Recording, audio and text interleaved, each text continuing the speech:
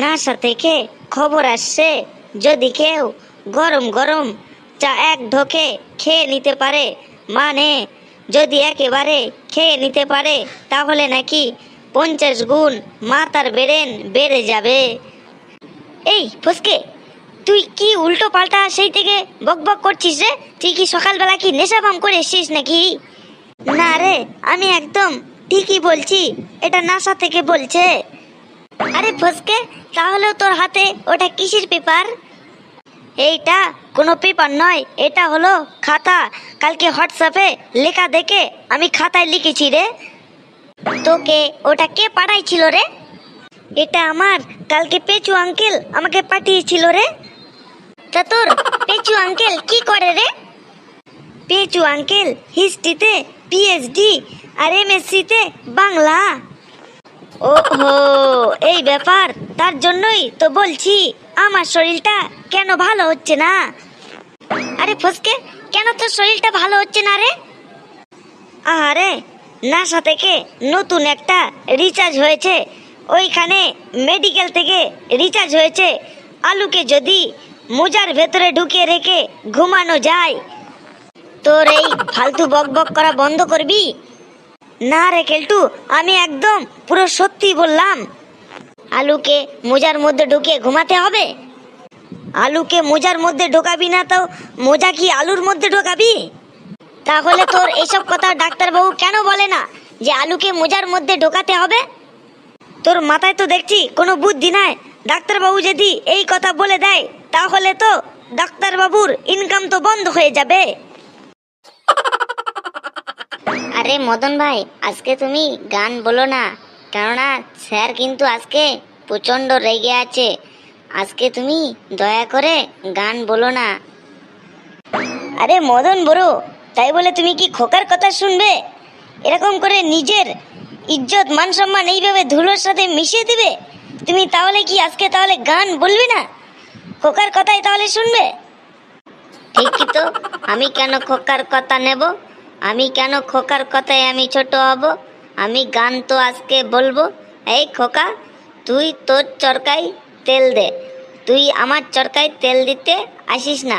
আমি হলাম ইউনিয়ন, আমি স্কুলের মধ্যে আমি যেটা করব সেটাই। আমি তো হলাম এই স্কুলের ইউনিয়ন। আমি স্যারকে দেখে তো ভয় পাই না, স্যার আমাকে দেখে ভয় পায়। আমি আজকে স্কুলের মধ্যে গান বলি ছাড়ব।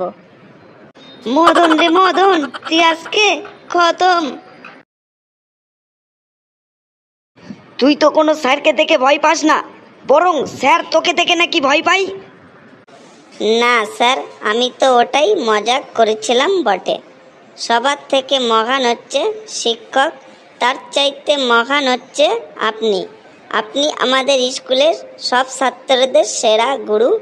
দুনিয়ার কাউকে ভয় না পেলেও আপনাকে অনেক ভয় পাই। আজকে তুই যদি আমার প্রশ্নের ঠিকঠাকভাবে উত্তর যদি দিতে পারিস, তোর পিঠের চামড়া কিন্তু আজকে গুটিয়ে নেব। Good morning sir. Good morning sir. Good morning sir. Good morning sir. Good morning sir, আমার তরফ থেকেও good morning sir. Good morning.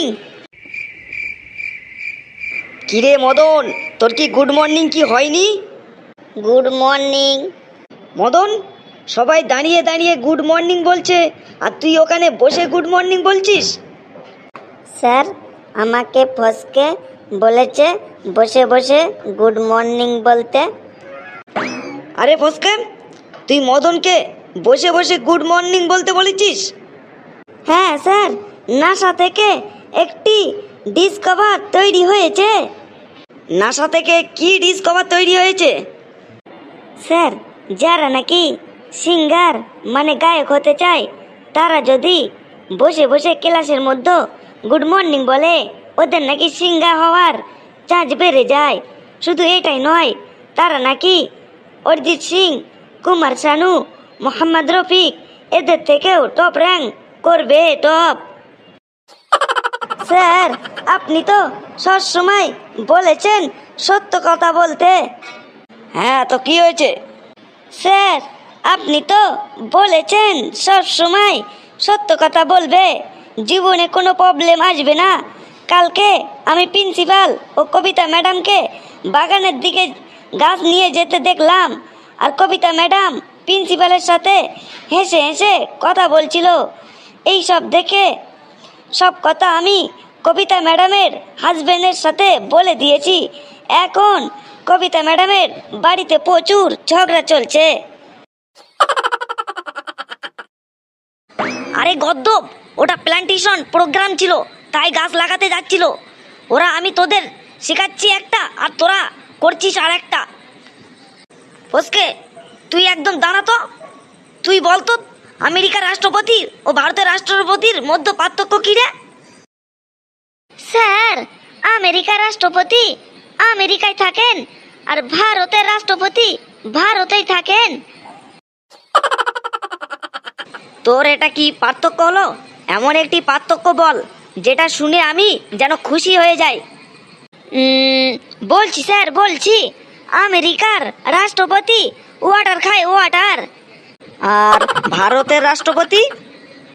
আর ভারতের রাষ্ট্রপতি জল খায় স্যার, জল খায়।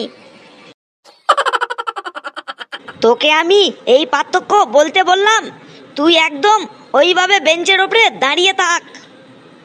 এ কেলটু, তুই ওটা দাঁড়া তো।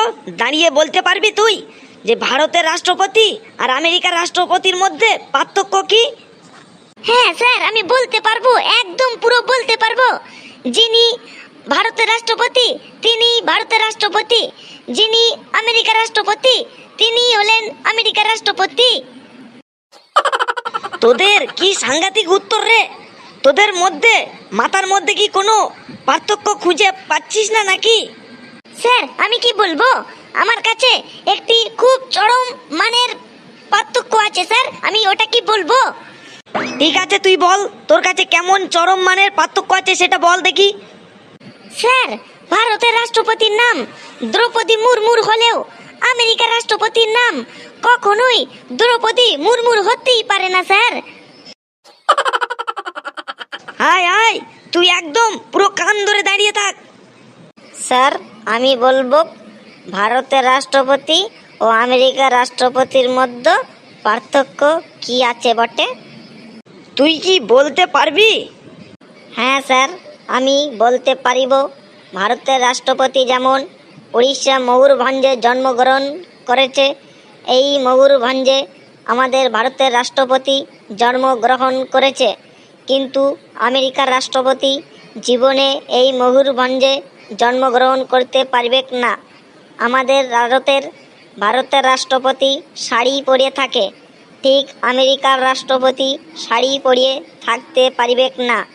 আমাদের ভারতের রাষ্ট্রপতি শুধু আমাদের রাষ্ট্রপতি, আমেরিকার রাষ্ট্রপতি কখনোই ভারতের রাষ্ট্রপতি হতে পারবে নাই। এটাই হলো স্যার পার্থক্য। বাপরে বাপ, কি সাংঘাতিক উত্তর রে! তোদের মতো স্টুডেন্ট যদি থাকে আর কিছুটা, তাহলে আমার মাথাটা পুরো খারাপ হয়ে যাবে। আয় বল্টু, আয়, তুই পেঁয়াজ সম্বন্ধে কিছু বলতো। স্যার, পেঁয়াজ মানে যে পেঁয়াজ আমরা খাই ওই পেঁয়াজ? হ্যাঁ, ওই পেঁয়াজই একটা রচনা বল। স্যার, পেঁয়াজ হলো এমন একটি প্রাণী যাকে যদি আমরা কাটি, কিন্তু পেঁয়াজ কখনোই কান্না করবে না, কিন্তু পেঁয়াজকে যে কাটবে সে নিজেই কান্না করবে। তাও এই হিংস্র মানুষ পেঁয়াজকে কাটা বন্ধ করিবে না।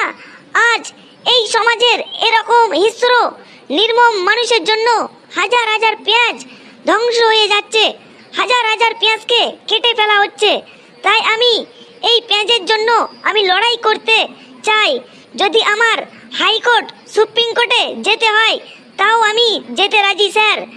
আর এখানে যদি কেউ বারণও করে সে খুলে দিব দুনিয়ার মধ্যে কত পেঁয়াজ রোজ কাটা হচ্ছে। আমি এর প্রতিবাদ জানাবো স্যার। আমি আমার সামনে কেউ খুন হয়ে যাবে এটা আমি দেখতে পারিব না স্যার। এই সমাজের যারা পেঁয়াজ কেটে ফেলছে তাদের আমি কাউকে ছাড়বো না স্যার, তাদেরকে আমি জেলের ভাত খাইয়ে ছাড়বো স্যার। হ্যাঁ হ্যাঁ, চুপ চুপ বাবা, তোকে আর বলতে হবে না। তোকে আমি পেঁয়াজ নিয়ে রচনা বলতে বলেছি, আর তুই কি উল্টো পাল্টা বলছিস। তুই যদি আর বেশি উল্টো পাল্টা বলিস তাহলে তোর পিঠের চামড়া গুটিয়ে নেব। স্যার, কেলটু ঠিকই বলেছে, ও তো ঠিক কথাই বলেছে স্যার। ওর বিরুদ্ধে আমরা প্রতিবাদ করব স্যার, প্রতিবাদ। হ্যাঁ স্যার, আমরা প্রতিবাদ করব বটে। তোরা পড়াশোনা না করে এসে তোরা কি প্রতিবাদ করবি রে? সব উল্টো পাল্টা বলছিস। দাঁড়া, তোদেরকে আমি আজকে পেঁয়াজ বানিয়ে ছাড়বো তোদেরকে। না স্যার, আমি কেলটুই ঠিক আছি স্যার। এই খোকা, তুই উঠে দাঁড়াতো, দাঁড়িয়ে বলতো বিজ্ঞান ও কুসংস্কার নিয়ে একটি রচনা বলতো। স্যার, বিজ্ঞান কুসংস্কার দুইটি বিপরীত ধারণা হলো, এরা একসঙ্গে বিদ্যমান। বিজ্ঞান মানুষের জীবনকে মুক্তির আলোয় আলোকিত করে, উন্নতির নতুন দ্বার উন্মোচন করেছে। বিজ্ঞানের মাধ্যমে আমরা প্রাকৃতিক ঘটনা বুঝতে পারি, রোগের নিরাময় খুঁজে পাই, মানে কোনো রোগের কোনো মেডিসিন, তা সব আমরা খুঁজতে ও বুঝতে পাই। ও প্রযুক্তি মানে টেকনোলজি এর সাহায্যে জীবনে অনেক সহজ করে তুলেছে, অথচ সমাজের এক অংশ এখনও কুসংস্কার অন্ধকারের নিমজ্জিত। সেখানে অলৌকিক বিশ্বাস ও অযৌক্তিক ধারণা দেন মানুষের চিন্তা ধারণাকে ব্যাঘ্রত করে। মানে এখনো সমাজের এমন কিছু জিনিস আছে যেগুলো একদম কুসংস্কারের প্রতীক। কুসংস্কার মূলত অজ্ঞাত ভয়, ধর্মীয় ভ্রান্ত ধারণা থেকে সৃষ্টি হয়। বহু মানুষ এখনো বিশ্বাস করে যে বিড়াল রাস্তা কাটলে নাকি অমঙ্গল হয়, চন্দ্রগ্রহণ ও সূর্যগ্রহণ গর্ভবতী নারীদের বাইরে বেরোনো উচিত নয়, বা কিছু সংখ্যাকে উপস্থিত দুর্ভোগের কারণ হতে পারে। এইসব বিশ্বাসের পেছনে কোনো বৈজ্ঞানিক ভিত্তি নেই, তবুও প্রজন্মের পর প্রজন্ম মানে একের পর এক নতুন জেনারেশন চলে আসছে, কিন্তু মানুষ এখনো এই জিনিসগুলো নিয়ে চলিতেছে, যেমন মেনে চলিতেছে। আছে বিজ্ঞানের এইসব ভ্রান্ত ধারণা ব্যাখ্যা দিতে পারে এবং মানুষকে যুক্তির পথে আনতে পারে, কিন্তু শিক্ষার অভাব ও সামাজিক গোড়ামুড়ির কারণে অনেকেই বিজ্ঞানকে গ্রহণ করতে অধিকার করে। সমাজ থেকে কুসংস্কার দূর করতে হলেও আমাদের বিজ্ঞান সমস্ত হতে হবে, মানে বিজ্ঞান সম্পর্কে আরও অনেক জানতে হবে, পড়াশুনো ভালো করতে হবে। পড়াশুনোর আসল গুরুত্ব কি, এই সমাজে এই কি দুনিয়ায় কি কি ঘটছে, যদি আমরা ভালো মতো পড়াশুনো সঠিক জ্ঞান অর্জন করতে পারিব। বিজ্ঞান শুধু আবিষ্কার মাধ্যমেই সীমাবদ্ধ নয়, এটি একটি চিন্তাধারাকে মুক্ত ও করতে হলে আমাদেরকে ভালোভাবে পড়াশুনো করলে এইসব চিন্তা আমাদের থেকে চলে যাবে আর কুসংস্কার আমাদের থেকে বিদায় নেবে। স্যার, বাহ খোকা বাহ, তুই এখন বস খোকা বস। আর এসবগুলো আমার গুণদার ছাত্ররা, এদের তো মাথায় কোনো এসবগুলি আসে না, এদের শুধু উল্টো পাল্টা চিন্তা ভাবনা আসে, পড়াশোনার নামে তো কোনো খোঁজ নেই। স্যার, এই কয়দিন আপনি যাই বলুক না কেন, যাই বলেন নাই কেন, আমার এই কয়দিন পড়াশোনা তো হবে নাই। কেন এই কদিন তোর আবার পড়াশোনা হবে না কেন? কারণ স্যার, ইন্ডিয়া এবারে ফাইনালে জিতে গিয়েছে, তার কারণে সেই আনন্দে আমরা আনন্দিত করব, তাই এই কয়দিন পড়াশোনা করব না স্যার, পড়াশোনা করব না। ঠিক আছে, তোরা আনন্দিতই কর, তোদের পড়াশোনা করতে হবে না, আমি এখন এই চলে গেলাম।